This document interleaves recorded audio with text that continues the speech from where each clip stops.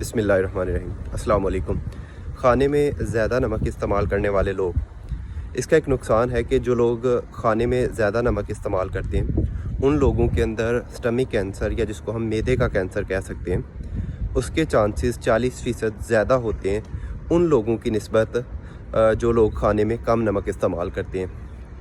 Scientist ने पिछले 11 साल का डाटा एनालाइज़ किया है, जिसमें उन्होंने इस बात को एनालाइज़ किया है कि 4,70,000 लोगों को पिछले 11 साल के अंदर स्टमक कैंसर ज़्यादा नमक इस्तेमाल करने की वजह से हुआ है।